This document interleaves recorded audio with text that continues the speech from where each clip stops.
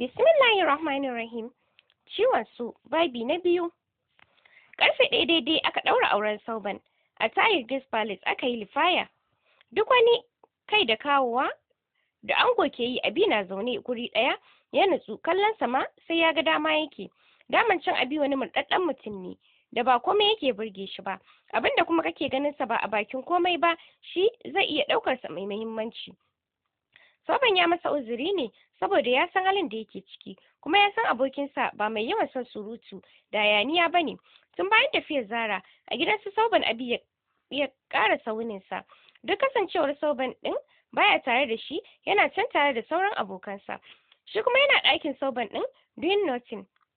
Ya kwanta sai dai ba bacci yake ba, kansa kuma yana jin kamar babu komai a ciki. Domin ƙoƙarin tunani yake, tunanin komai ya ƙi zuwa masa.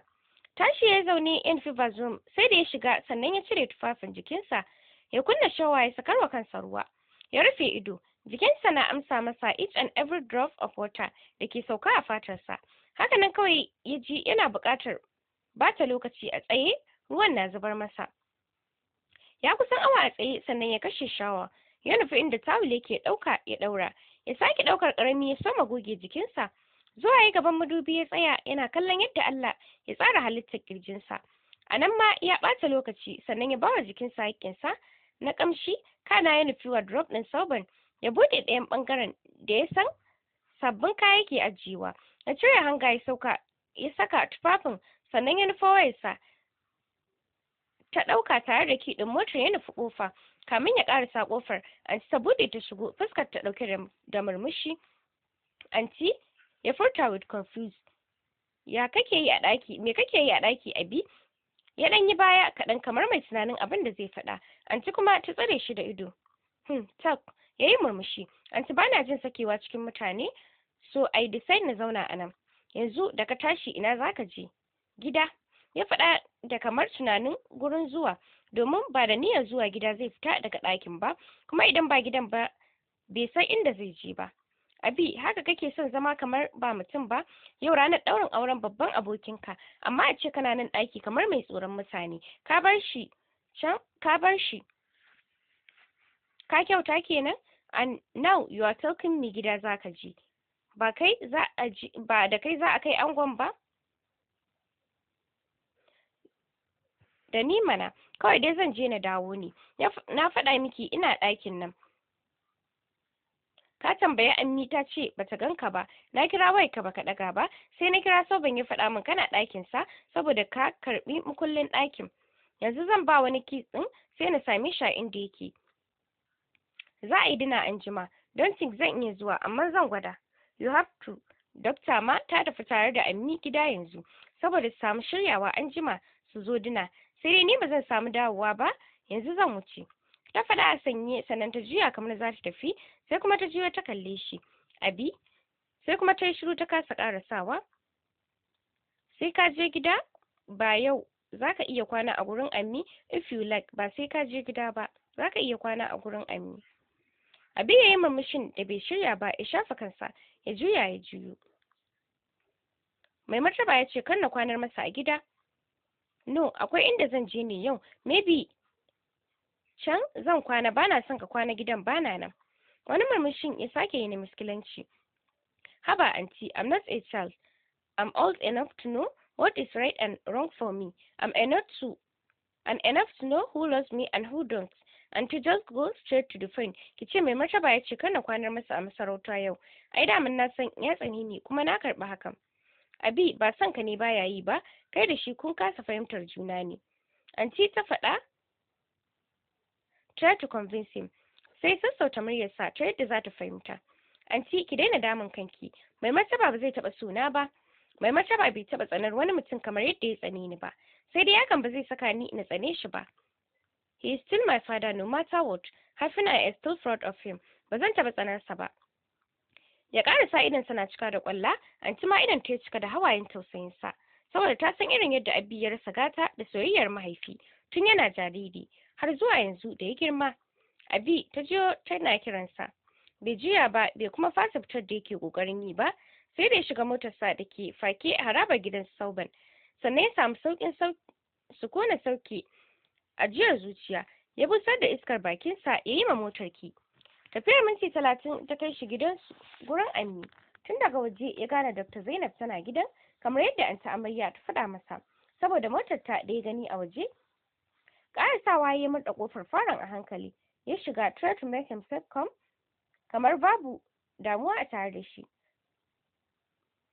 Kamar baƙuwa kai bi ko ina na katon falon da kallo, sannan ya zauna saman kujera ya limshe ido yana sauraron bugun zuciyarsa. Kamar an jefo Zainab haka da fito ta sauko downstairs, dama ta hango shigowarsa ta windon Ammi.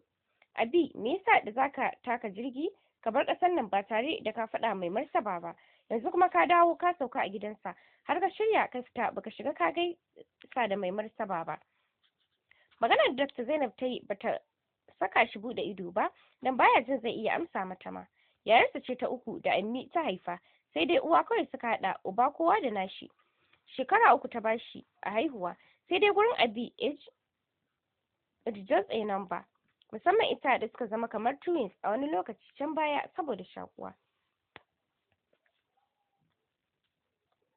Ammi ta kwala ma Ammi kira ganin ba shi da lokacin amsa mata, sai kuma ta jiyo ta ci gaba daga inda ta tsaya. Abin da kake yi bai dace ba Abi, noma ta hau, mai martaba zai tsane ka, mahaifinka ne, kuma dole ka bi shi idan kana son samun albarka. Ya bude idon ya kalli tsayin da ta yi a kansa. An I like an ta tambaya cikin rashin fahimtar furucinsa, tana ɗaga kafaɗinta. Akwai wata biyayya da ya kamata ya yi ma ubansa, na yi ma mai martaba, amma hakan bai saka ya so ni ba. Ya kamata ku yarda cewa mai martaba ba zai taba suna ba, bayan kuma ni ya kamata na tsane shi, domin sai ina jariri ban san wani abu gatan mahaifi ba. Kala ɗaya mai martaba bai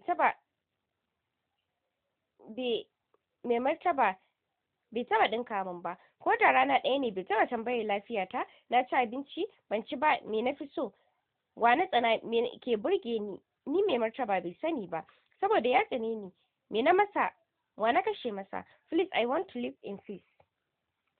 Ya karasa yana haɗe mata hannayensa, alamar roƙon yake ta bar shi ya huta. A maimakon ta yi shirin kamar yadda ya bukata, sai ta rufe shi da faɗa. Hold the fuck up boy, komai mai taba yi maka mahaifinka ne, kuma dole ka bi shi matukar kana son samun ramar Allah da albarkarsa. Tashi yayi daga jingine da yake da kujera, ya zauna daidai yana mata wani kallo. Kalle kin tsaya a gabana kina kokarin nuna min yadda zan yi rayuwa, macen da ta kasa sadaukar da farin cikin ta saboda farin cikin dan uwanta kaninta ɗaya tilo, kika kasa sallama nutsuwa da farin ciki da ke zuciyarki saboda dan uwanki. Ammi da ke sakowa ta daka masa tsawa. Ali enough. Daga kansa ya kalli mahaifiyarsa, a take idan Dr. Zainab ya cika da hawaye da bata sa ran zuwansa a yanzu ba. Na san ina son mijina Abi, kwatankwacin yadda kake son Zara. Can you please put yourself in my shoes? Ta zan sadaukar da rayuwar mijina da farin cikin ƴaƴana saboda kai. Saboda ta kasa ƙarasa muryarta sai rawa take, hawaye na mata zariya, sai ya ƙarasa mata yana yamutsa fuska. Saboda ni, right? You are the reason why I love Zara, and because of that I hate you, doctor. Bill force me. Ta faɗa kuka na dab da subuce mata. You are so selfish. Ke ce kika lalata komai, and because of that I lose her forever. Aliyu, tashi ka fita daga falon nan. I don't want to see you in my sight. Please leave. Ya kalla Ammi sai ya murmushi ya miƙe tsaye. Wow. Daga haka bai sake cewa komai ba, ya juya ya nufi kofar da ya shigo ya buɗe ta. Slowly ya fita. Dr. Zainab ta bi shi da kallo, hawaye na sauka mata. Ammi, Abi yana da gaskiya. Ya rasa soyayyar mahaifi, kuma ya rasa wanda ya fi so fiye da kowa a duniya. He deserves happiness. Kuma yana da damar da zai tsane ni, da a ce ban biye tsoro da son zuciya na aikata abin da din ya umarce ni da shi ba, da yanzu Abi bai shiga cikin wannan hali ba, kuma da yanzu bai daura min laifi ba. Duk cikin ƴan uwa babu wanda Abi ya shaku da ita kamar ni, kuma haka na zama silar rasa farin cikin sa. Ki daina biye mishi, ciwon so ne yake damunsa. Ta yaya zaki salwantar da rayuwar mijinki, uban ƴaƴanki saboda shi? Ki ma daina saka wannan a ranki. Kujerar da Abi ya tashi, dokta ta nufa ta zauna, tana hawaye, jikinta gaba ɗaya ya yi sanyi. Abi na fita falon cikin motar sai shiga, ya yi reverse kamin ya isa gate mai aikin kula da gate ɗin ya buɗe masa. sai ya fuski motar ya hau titi kamar wanda baya son ransa. Driving yake awa yana cika idonsa suna saukowa tun yana dorewa har sai da ya kai ga dukan stiyarin motar da ƙarfin tsiya kamar zai raba shi biyu. Miss you Zara, I miss you so much. Tafiyar minti 20 da wani abu ya naɗe hanyar da gudun motarsa. Ya isa gidan Momi Wani cikin minti 12. Sau ɗaya ya danna wani aka buɗe masa gate. Ya shiga ya faka a harabar gidan. Sai kuma ya samu kansa da kasa buɗe motar ya fito. Yanzu kamar zaman motar zai fi yi masa daɗi fiye da shiga cikin gidan ma. Kwantar da kujerar motar ya jingina ya kwanta ba tare da ya kashe motar ba, ya limshe idonsa ya rungume hannayensa. After like 30 minutes ya ji ana ƙwanƙwasa glass ɗin motar. Hakan ya saka shi buɗe ido. Sai ya arba da Smith step sister ɗin Dr. Zainab ta uku. Sai dai ita bata iya ganin sa kasancewar motarsa mai bakin glass ce. Tashi yayi zaune ya buɗe motar sai ta matsa gefe ya fito. Mami ta ce na duba ka ko lafiya. A maimakon ya amsa mata sai kawai ya rungume ta ya limshe ido kamar wanda ta mutu. Haka komai nata ya tsaya can with shock kamar numfashinta ya dawo jikinta a hankali. Kasa motsawa ta yi duk da kasancewa a kamfan ɗin gidan suke. Tana gudun wani ya gansu domin ba halinta bane, shi ma kuma ba halinsa bane. Bai taɓa gwada yi mata haka ba ko a mafarki. Azu, do you need someone to talk to? Ya ɗaga mata kai da sauri. Bari mu shiga cikin gida sai ka sha ruwa mu yi magana kaji? Ya ƙara rungume ta. Please let me hug you. Ya furta calmly har lokacin idanunsa a rufe suke. Zara Folk, bayan na sha cornflakes ɗin da ya siyo min na kwanta saman kujera, shi kuma ya fita tsakar madaidaicin gidanmu. Ya fara gyara kayan miyar da zai ɗora mana jollof ɗin da su. Tun ina jin motsin sa da yadda yake kai da kawo har bacci ya sace ni. Dama ni da bacci kamar 5 to 6 ne. In dai zan ci na ƙoshi sai kuma bacci duk inda na samu kuma yin sa nake. Tun ina ƙarama har zuwa yanzu da nake da shekara 21. Ina farkawa na ganni a lullube ni an ɗora kaina saman filo. Na san ba kowa zai min wannan ba sai abokin shiga ta aljanna wato Din, mijina masoyina. Cikin shagwaba da na saba na ɗan juya kaina kaɗan. Na kalle shi yana zaune tsakiyar falon mu yana goge tufafin da ya wanke min jiya. Har kin farka? Na ɗan mitsitsika ido kamar wata 'yar bebi na tura baki gaba ba tare da an min komai ba sai dai don tsabar shagwaba da na saba da ita tun ina ƙarama har zuwa yanzu.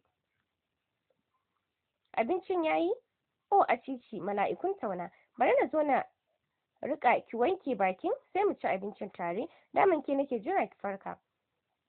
Yana faɗar hakan ya nufo inda nake cike da so da ƙauna. Ya rika ni na tashi zaune. Kana yi miƙar da ni tsaye yana gyara min ɗaurin zanin da ke ƙoƙarin subuce min.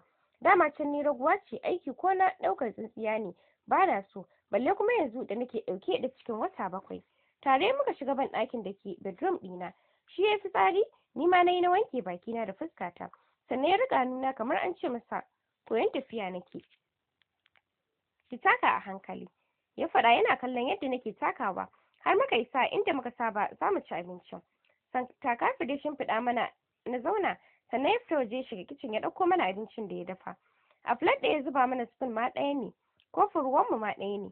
Daman can in dai za mu ci abincin a tare to ba na ɓata hannuna, shi zai min komai da hannunsa. Idan kuma spoon ne ɗaya za mu yi amfani da shi. Sai da ya fara bani ina ci sannan shi ma ya soma ci.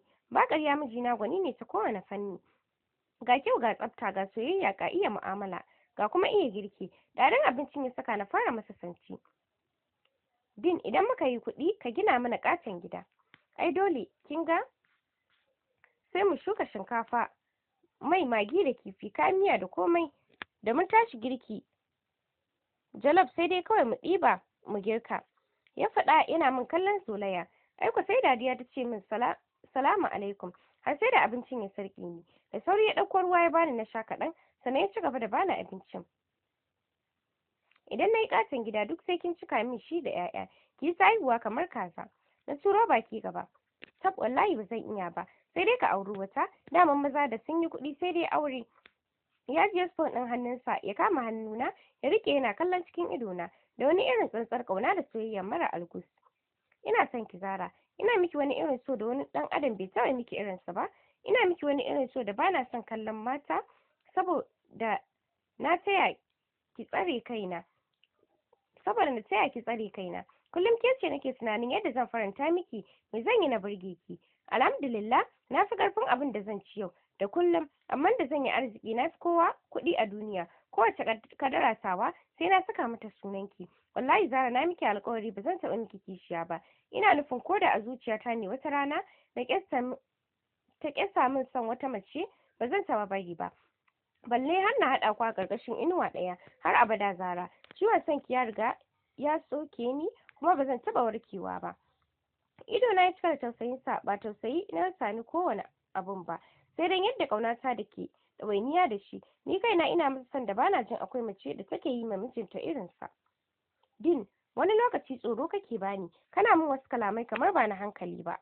Na faɗa a shagwaɓe, ina tura baki, hawayen har ya sako min. Murmushi ya tashi daga inda yake, ya dawo kusa da ni, ya zauna ya ja ni jikinsa, ya rungume, ya ɗora hannunsa saman cikina. Ina son ki Zara, ke ce rayuwata.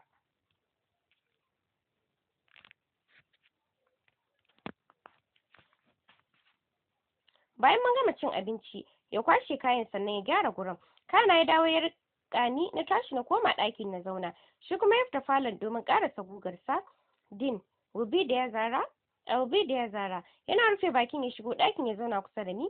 Me kike so? Wayar ka zan yi game. Bai ce min komai bai tashi ya fita falon, ya dauko wayar ya miƙo min, sannan ya koma ya ci gaba da gugar. Daman na san password ɗin wayarsa kamar yadda ya san nawa. Duk abin da nake so ina yi da wayarsa, haka shi ma yana ɗaukar ta yayi buƙatar sa. Kai tsaye na cire password ɗin na shiga cikin wayar, na danna game ɗin da nake so na so yi. A lalace na bata awa 1 da rabi ina game ɗin, ina hamma abinka da raguwa. Nan da nan bacci ya sace ni.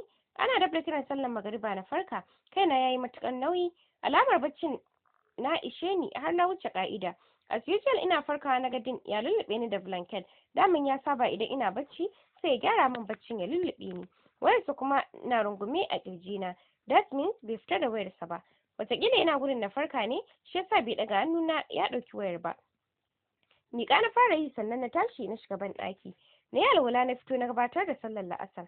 Ina zaune ina lazimi har aka gabatar da sallar magariba. Cike da kuzari na miƙe tsaye na gabatar da sallar magariba. Ina cikin lazimi na ji cikina ya motsa da gudu na isa ban ɗakin tsakar gida. Arziki na ɗaya Din ya saba cika mana drum ɗin ban ɗakin, ba sai na yi wahalar shigar da ruwa ba. Sai da na yadda raina yake so, sannan na fito ban ɗakin ina jin cikina safal kamar ban ci komai ba. Sake komawa na yi ban ɗakin da ke cikin ɗakin mu, na wanke hannuna kamar yadda addinin musulunci ya koya mana. Ina fitowa an ɗauke nefa, a take gabana ya faɗi. A duniya bayan mutuwa babu abin da nake tsoro kamar duhu, saboda ina ganin komai zai iya taɓa ni ko kuma ya cutar da ni idan akwai duhu. Da sauri na nufi gadona na lalaba inda na ajiye wayar Din, na ɗauka na kunna fitilar, sannan na nufi Din globe ɗinmu na sola na kunna, sai haske ya cika ɗaki. Tsoron fita falon yana ni fita, na kunna wutar falon, sai kawai na yanke shawarar hayewa gadona na zauna. Idan gogon ya dawo ai dole ya kunna. Tsayar gado na koma na zauna, ban yadda da zaman gefe ko ƙarshen gado ba, kar wani abu ya same ni. Wannan yasa idan yana a gida bana da gurin zama sai a jikinsa. Data na kunna da zammar shiga YouTube. Na kalli Funniest video sai ga kira ya shigo. Kamar na ɗauka sai kuma wata zuciyar ta hana ni ganin baƙuwar namba ce. Na san yadda Din yake kishi idan wani ya ji muryata. Kiran na yankewa sai ga saƙon har ta kwana ya shigo, wato SMS da baƙuwar namba da ban waye ta ba. Din, kana ina? Ga munan muna shanawa, kaya sun samu, ka zo don Allah. Ina gama karanta saƙon jikina ya sanyi, tunani na ya tsaya can. Kankace ka bawa waye ya tara a idona, me hakan ke nufi? Din bai daina abin da ya yi min alƙawarin dainawa ba kenan har yanzu? Din yana hulɗa da wannan gurɓatattun abokan nasa, yana nuna min shi na ƙwarai ne a nan, a bayan idona kuma yana aikata abin da ya ga dama. Yaushe Din ya koyi min ƙarya? Yaushe Din ya koyi ɓoye min sirrinsa? Idan har na ce ban ji komai ba a zuciyata a game da saƙon nan da na karanta a yanzu, tabbas na yi ƙarya. Babu mace da son ta ga mijinta yana shaye-shaye. Abin nan yana da matuƙar zafi da baƙin ciki. Ta wani ɓangaren ma ina ganin kamar kara a ce mijin mace na neman mata sama da shan kayan maye. Domin shaye-shaye yana taɓa ƙwaƙwalwa, ya taɓa lafiyar mai yinsa, kuma ya haddasa fitina da juna. wasu mazan ma har duka suke yi ma matansu. Mai shan kayan maye baya ajiye komai, baya iya kula da iyalinsa yadda ya kamata. Sai dai nawa mijin ya bambanta da sauran mazan, domin ko kuje bana jin zai bari ya taɓa ni, sai dai idan ban gani ba ko kuma idan baya kusa. Din baya min ƙarya, yana gudun zuciyata tana gudun abin da zai ɓata min, balle har ya saka ni damuwa. Amma me yasa ya ce min ya daina alhalin bai daina ba? Wataƙila saboda shaye-shayen miyagun ƙwayoyi abu ne da ba za a iya dainawa ba a take ba, ko kuma saboda ya saba da shaye-shayen tun yana ƙaramin yaro. Haka dai na yi ta magana da kaina kamar wata taɓaɓɓiya, ina tambayar kaina, ina amsawa da kaina. Ta masu zamu dakata na sai mu ƙara haɗuwa da ku a cikin shiri na gaba domin jin yadda za ta kasance.